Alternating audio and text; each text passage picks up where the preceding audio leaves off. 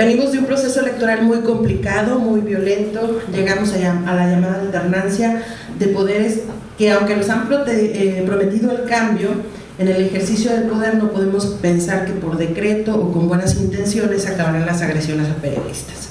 En el Estado seguirán operando los grupos económicos y políticos que llevaron al poder a Javier Duarte y se beneficiaron de sus reestructuraciones financieras y contratos millonarios. Todos estos grupos buscarán nuevamente insertarse en el gobierno estatal o hacer que el PRI regrese a gobernar Veracruz, y para esto van a tratar de evitar que sean exhibidos o señalados como lo son. La prueba la tenemos hace unos días en las agresiones y los correos que le mandaron a Aurelio. También en el Estado van a seguir operando los grupos de la delincuencia organizada a los que les abrió la puerta el gobierno de Fidel Herrera y de Javier Duarte.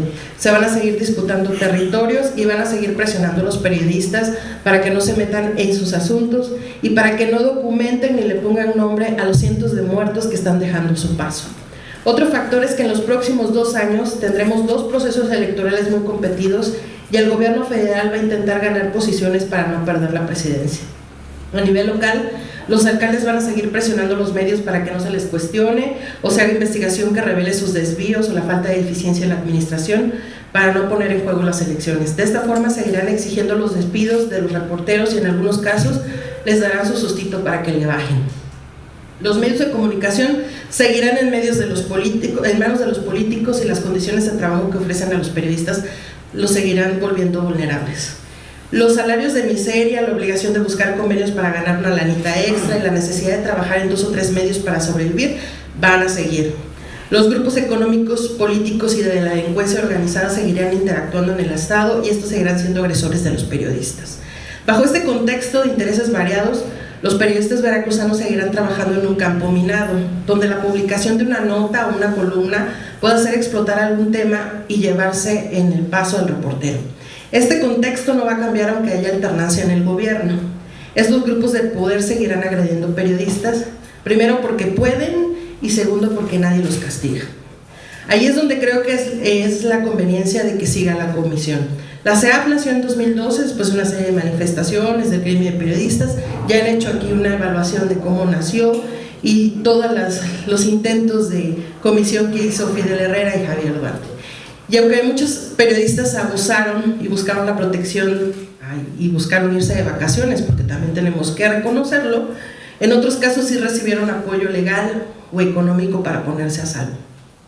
Aunque pocos logros se dieron por la falta de compromiso de los consejeros, por el modo en el que se eligieron, excepto también coincido con Jorge, que hizo un excelente trabajo, o hace un excelente trabajo. Ahí está la ley y la comisión, y como todo es perfectible. La comisión, desde mi punto de vista, debe atender varios temas. La primera es presionar para que se investiguen cada uno de los asesinatos de los compañeros periodistas. En muchos casos solo se le echó la culpa a la delincuencia organizada, pero no nos explicaron por qué se pusieron en riesgo. También debe ser un medio de presión para que sea efectiva la alerta que emitió ya el Mecanismo de Protección y Periodistas y Defensores de Derechos Humanos, que por cierto ya cumplió 1 año. Esta alerta también se ha manejado de manera mediática, de manera política, cuidando las formas, pero sí dan resultados, y ahí tenemos el asesinato que en medio de esta alerta se da de Pedro Tamayo y las agresiones a su familia. Hasta la fecha no sabemos de qué nos va a servir la mentada alerta y ya tenemos casi 1 año, como dije, en ella. No se ha logrado ni siquiera presentar el mapa de agresiones, ya que la PGR y la Fiscalía tienen números diferentes y de acuerdo a lo que nos dijo el mecanismo de atención a periodistas y defensores, pues no se querían confrontar. Esto es, la Fiscalía decía que no había tales agresiones y la PGR tenía otros casos, y mientras se daba el proceso de transición, pues ellos no iban a presentar este mapa de riesgo. Otro tema que se tiene que trabajar, y yo aquí sí disiento un poco, es el tema de la capacitación, porque muchas veces somos los propios reporteros los que nos ponemos en riesgos por no establecer los protocolos de cobertura segura. Por ejemplo, en un caso muy reciente que yo observo, está en el caso de Catemaco. Los reporteros de varios puntos del estado viajaron a ese lugar, cada uno por su lado trató de documentar lo que estaba pasando en el Palacio Municipal, pero no sabían quiénes habían ido, no había un monitoreo, nadie tenía ningún registro de dónde estaban y cómo estaban. Fue la iniciativa de la CEAP, precisamente los que los estuvo monitoreando y los que les armó un pequeño esquema de seguridad que permitió que las agresiones fueran mínimas, ¿no? Si la población estaba molesta por el secuestro del sacerdote, se tornó agresiva y solo afectó algunos instrumentos de trabajo, pero no llegó a más. Sabiendo la situación del Estado y los riesgos que corremos, creo que todos los reporteros seguimos saltando al vacío en pos de notas esperando caer en blandito, cuando se supone que nosotros tendríamos que tener ya protocolos, porque ya no tenemos 1 o 2 años viviendo con estas emergencias o estas agresiones. Sin embargo, se siguen presentando estas coberturas donde no hay un seguimiento, no hay quien nos monitoree. Entonces, creo que a estas alturas la mayoría de los periodistas deberían estar preparados para este tipo de coberturas. Creo que también se tiene que avanzar un poquito más en estos protocolos que parecen que no sirven, pero por ejemplo hay casos como Colombia y que tienen agrupaciones como Consejo de Redacción, en el cual ellos ya armaron protocolos que en algún momento se pueden tropicalizar y armar nosotros mismos algún esquema de seguimiento. Yo lo he visto con algunos compañeros míos, por ejemplo, en la redacción. No voy a citar nombres, pero un compañero mío en algún momento se hizo compadre de un comandante de la policía y después, cuando vino el sexenio de Fidel Herrera, este comandante se volvió jefe de plaza y entonces él quedó en medio de entre ser y no ser el vocero de la delincuencia, y finalmente lo tuvimos que sacar del Estado. ¿Por qué? Porque lo tenían amenazado, porque los mismos compañeros lo iban marcando como gente de la delincuencia cuando él no tenía esta práctica, ¿no? Sin embargo, creo que si nosotros podemos estar capacitados y tener protocolos y saber y tener estas buenas prácticas de ejercicio del periodismo, podemos minimizar en muchos casos los riesgos. Otro caso que también creo que no se ha atendido de manera general, yo he visto algunos de los cursos que ha hecho la CEAP y me parece que son interesantes, pero está el tema de la seguridad digital, por ejemplo. No se atiende tampoco la seguridad emocional y muchos de nosotros venimos con procesos de violencia muy fuertes, amenazados, cargando la muerte de muchos compañeros, de muchos amigos, y pensando también que en algún momento pues nos va a tocar a nosotros. Entonces, bajo este esquema de violencia en el que estamos todos estresados, pues es muy difícil también armar un esquema de seguridad. Para eso necesitamos capacitación y necesitamos gente que venga a estarnos coachando, y creo que en América Latina hay muchos casos, repito, que están haciendo cosas muy interesantes, como Consejo de Redacción, como FOPEA, como Abrashi, que en Chile también están haciendo otros ejercicios en los cuales los mismos reporteros son los que están estableciendo estos consejos, y en algún momento sí reciben, para despegar toda esta capacitación, pues recursos del Estado, y más adelante ellos van buscando el financiamiento de otras organizaciones que a través de la CEAP también se puede hacer. No es necesario nada más quedarse con los 20 millones de pesos que aprueben. Creo que si hay un organismo que tenga bien claros los lineamientos, como decía la maestra, podamos armar un muy buen esquema de trabajo en la CEAP, que busque precisamente pues darnos estas armas para poder enfrentar, y nosotros mismos también hacer estos análisis de riesgo, para hacer hasta la cobertura más tonta que creamos, ¿no? Pero lo hemos visto, sobre todo aquí en Jalapa, cómo han agredido a varios compañeros, y a veces también tiene que ver un poco la imprudencia de nosotros cuando estamos haciendo las coberturas. Como decía, pues yo creo que la CEAP bien dirigida y con acciones más transparentes, sin despilfarros, podría ayudar a disminuir la situación de violencia. Y digo disminuir porque no se puede acabar el ejercicio, porque en el ejercicio periodístico pues no está exento de todos estos riesgos. En el país tenemos otros grupos de agrupaciones como las periodistas de Juárez, que se han organizado y que han sobrevivido en entornos de violencia muy difíciles, y están haciendo pues trabajos muy interesantes, que a lo mejor con algunas directrices muy diferentes a las que tiene la CEAP, pero yo creo que en algún momento pues sí podríamos tomar estas cosas que ellos ya han estado realizando en coberturas, sobre todo de la delincuencia organizada, que lo vamos a seguir teniendo. Eso no se va a acabar con este nuevo gobierno ni con el siguiente, y pues pulirlo y hacerlo a través de un organismo pues que ya está, que ya tiene una ley, ya tiene un reglamento y ya tiene consejeros, ¿no? Y la forma en la que se va a leer. Gracias. Un órgano ilegítimo continuar funcionando. Reformulo la pregunta. ¿Es la Comisión Estatal para la Atención y Protección de los Periodistas en Veracruz ilegítima?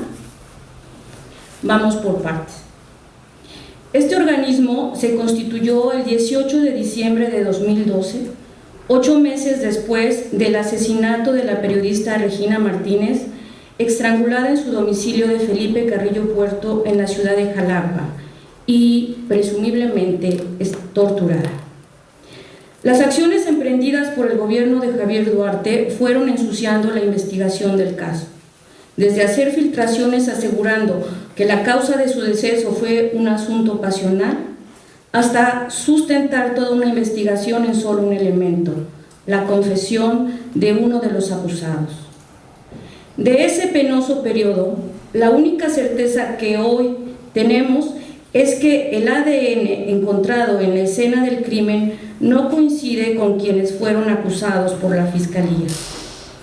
También sabemos que a la crisis política y de credibilidad que le devino a Javier Duarte por este asesinato y de otros 4 periodistas entre el 28 de abril al 14 de junio del 2012, se le buscó una salida: la creación de la CEA. Y es evidente que tampoco eso resultó.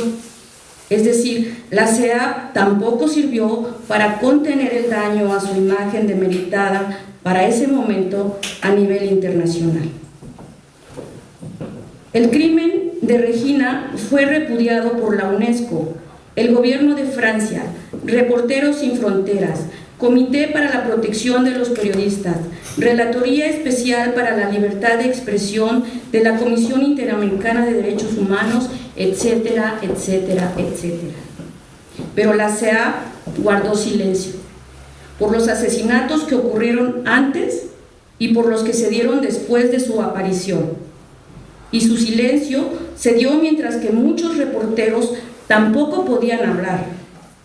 No fue la voz de los callados, no fue la voz de un gremio, no fue una voz, no fue la voz.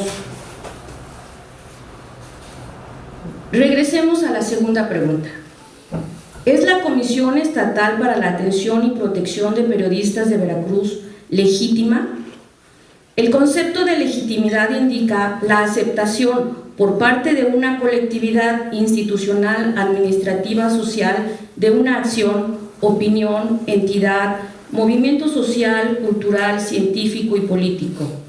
Existen 2 vertientes al respecto: la legitimación institucional y la social.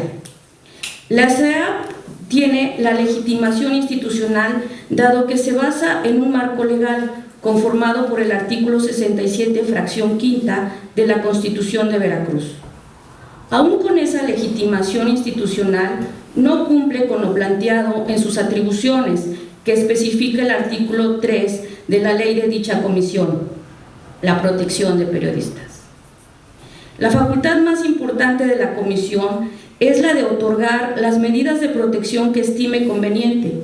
Sin embargo, al carecer de medios propios para brindar protección, esto viene a significar que debe solicitar a la Fiscalía o a la Secretaría de Seguridad Pública que vigilen a los periodistas reclamantes.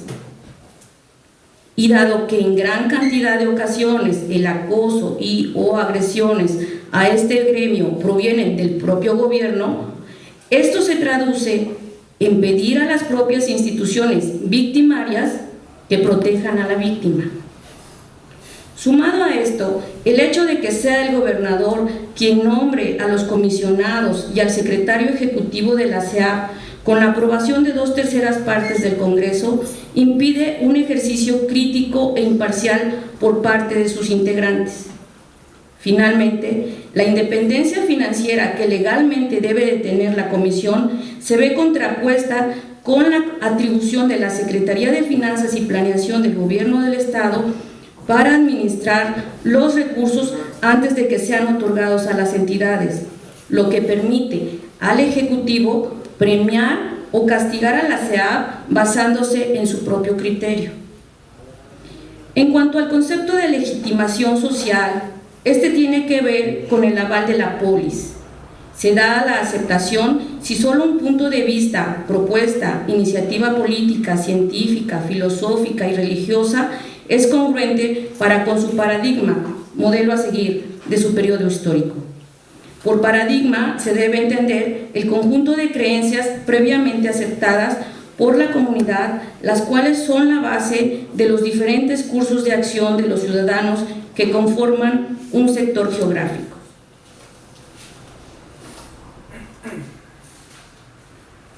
Basándonos en esto, los periodistas avalamos el 28 de diciembre de 2012 la conformación de la SEAP. ¿Qué parte no legitimamos? ¿Que se nos diera un órgano a cambio de la verdad sobre la muerte de los periodistas, de Regina Martínez? ¿Que se nos diera un órgano conformado por incondicionales de un gobernador que el gremio de periodistas veracruzanos y mexicanos vimos con sospecha desde un principio? Y esto me hace retomar la primera pregunta. ¿Cómo puede un órgano ilegítimo continuar funcionando? Mi respuesta es: no puede. No debe seguir funcionando. La protección a los periodistas no es una cosa menor, cobra importancia al ser representantes del ejercicio de las libertades de expresión y de imprenta previstas en los artículos 6 y 7 respectivamente de la Constitución Federal. El dejar a los periodistas en la indefensión es permitir que las voces que llegan a la sociedad se apaguen. Y no hubo el trabajo adecuado para que la SEAP cumpliera con su principal cometido, la protección, y eso mantuvo la puerta abierta para que asesinaran a 8 periodistas más después de creada. Fueron 19 los decesos de periodistas por violencia extrema durante este sexenio. La mayoría siguen en la impunidad, en esa no justicia alimentada desde el gobierno del Estado. Busquemos, discutamos, propongamos otros esquemas para proteger las voces de los callados, reprimidos, perseguidos, asesinados, los periodistas. Pero los cimientos de esa construcción deben ser sólidos. No legitimemos hoy lo que un día fue una ofensa. No legitimemos lo que fue parte de un andamiaje, de un esquema represor y sangriento. No legitimemos lo ilegítimo e ineficaz. Desaparecerla en sí mismo es un acto de dignidad.